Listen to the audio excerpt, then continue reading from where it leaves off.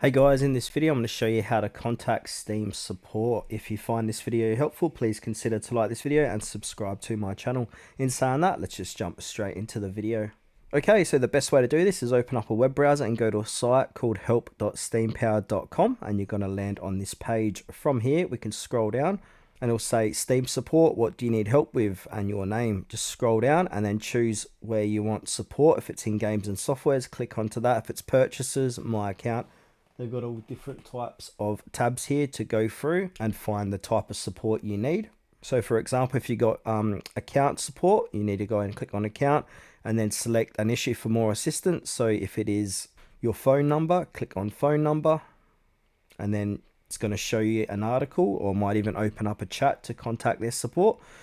Or if you want to go to Steam Guard Mobile Authenticator, it's going to give an article.